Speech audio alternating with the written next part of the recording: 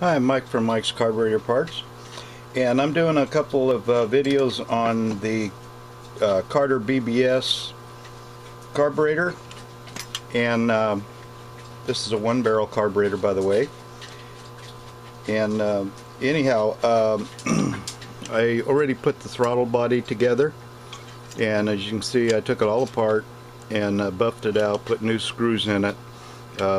It's up to you whether you take yours apart or not. I like to make sure they're all clean. And if you do, grind the back of your screws before you take them out, and be gentle, or you're going to end up having to drill and tap. Anyhow, that's what it looks like together.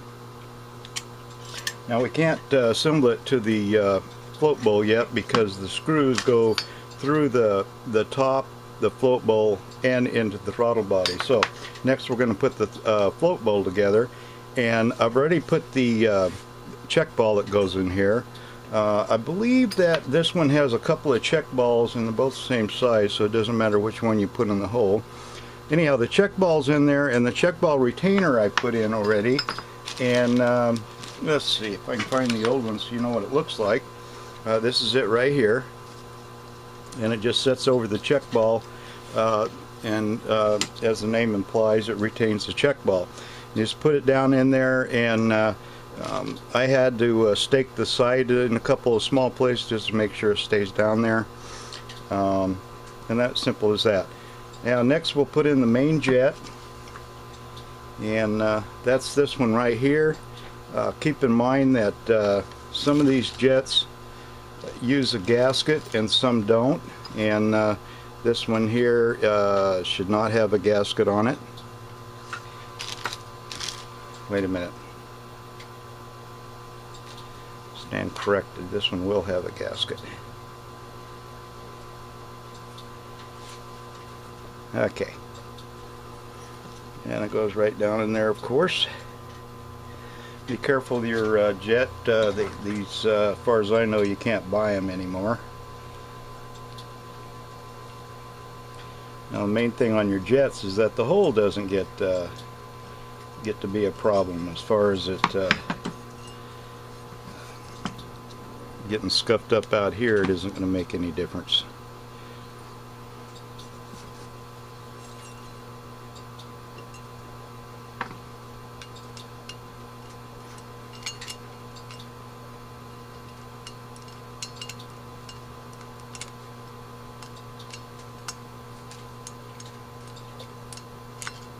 Okay.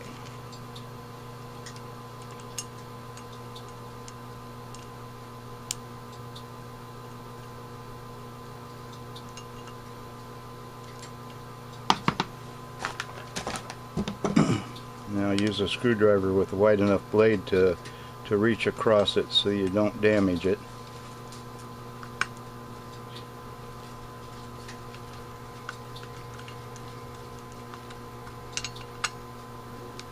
Okay, so there's a main jet. Next thing we're going to put in is the step-up piston assembly, and it has a little spring, or excuse me, a little.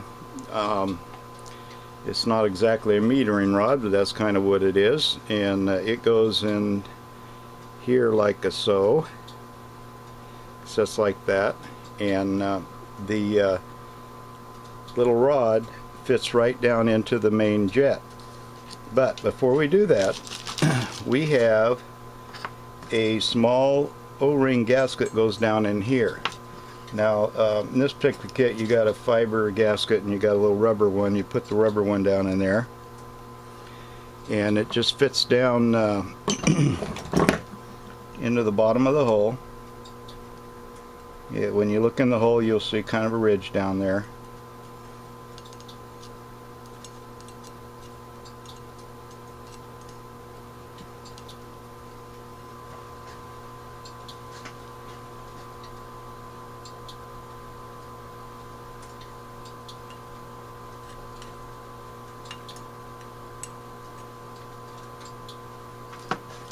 Okay, I'm going to put a little silicone spray lubricant in there so the thing moves freely. That's one thing you want to do. I buffed this out. Be careful you don't bend your rod. And you want it to slide up and down in there easily. Now there's a spring that goes in there next, this one right here, just like so, and then you put your little step-up piston in there and get your rod into the main jet. There we go. And let's see, uses this little special little screw here, and you can see the top how smooth. That's where the step-up assembly moves up and down.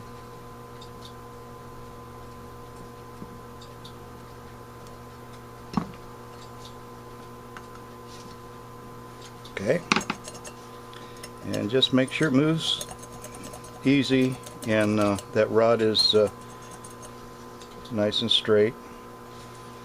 I don't believe you're going to be able to buy one, so don't damage it. Okay, so the next thing I'm going to put in is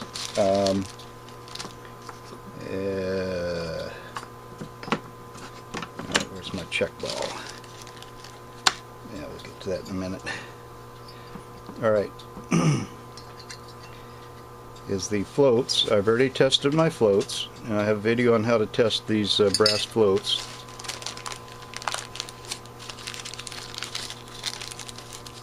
Your needle and seat, put your gasket on there,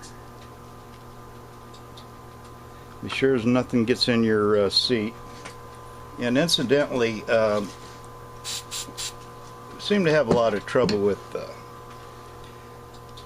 send out a rebuild or something to somebody, and they put it in the car and it starts flooding over. Well, they didn't clean out their fuel lines or the gas tank, and the first thing to do, they gunk up the needle and seat, and of course it leaks. Oops, forgot the needle, excuse me.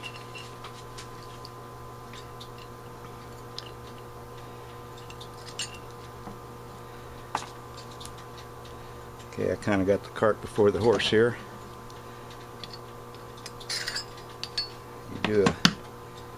When I'm doing a video, I'm trying to keep track of too many things at once, including the video. Alright, no big deal. Okay, so there's your float pin. Fits down in there. Simple as that. Put your needle and seat in there. Tighten it down. And you don't have to over tighten these, just snug them up. You got a gasket on there, you don't want to rupture it. If it leaks when you put it back on the car, loose and tighten, that helps seat it. I found that to work pretty good. Alright, so there you go, your float, like so.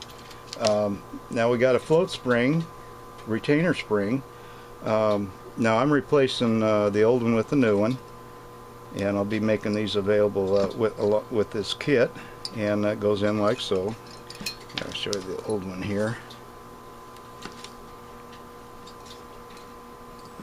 See, it's kind of lost its, it doesn't hold in there very well, so I like to put a new one in there, and as long as these are still available, I'm going to use them.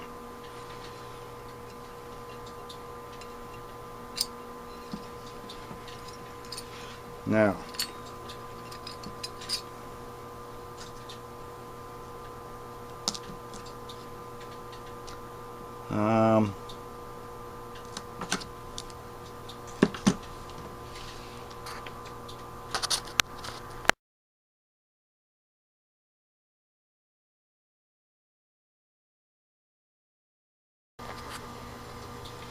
okay, be sure the retainer is just pushed down on top of the float pin. You don't want it caught down there or anything, just to hold it down. When the top goes on, it'll put a little pressure on it. Alright, the float bowl setting. First of all, your needle and seat will be in there. Everything's ready. And what you're going to do is turn this upside down. You're going to measure from the lip of the bowl to the top of each float. And in this case it's a 1/4 inch, but it kind of depends on your application. And anyway, so we're going to measure from here to here. I'm going to measure from here to here. We just want them both the same. Now, if you need to adjust it,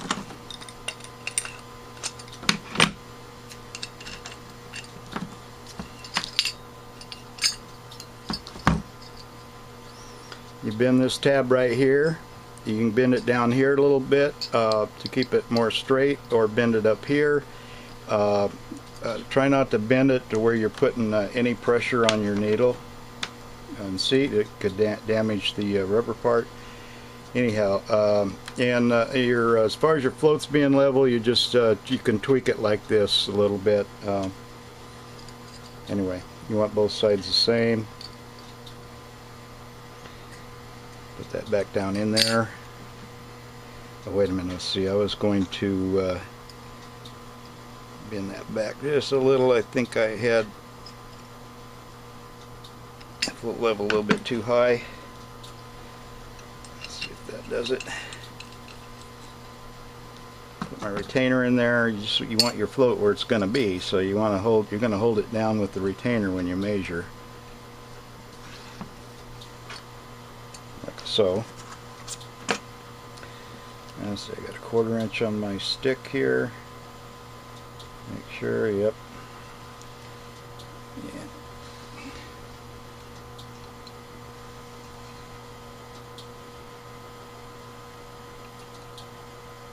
Okay, that looks good.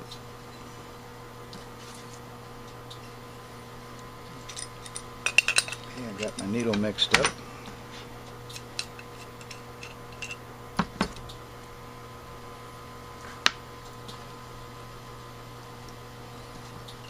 Needle in there.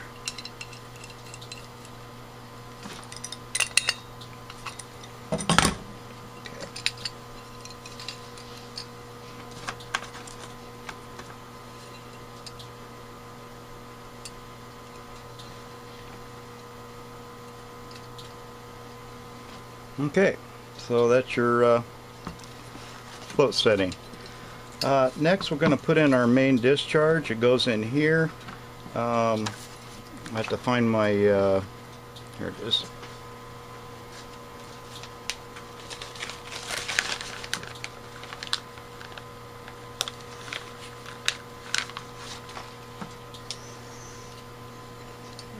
Little discharge ball or check ball goes right down in the hole down there, and then this goes in here.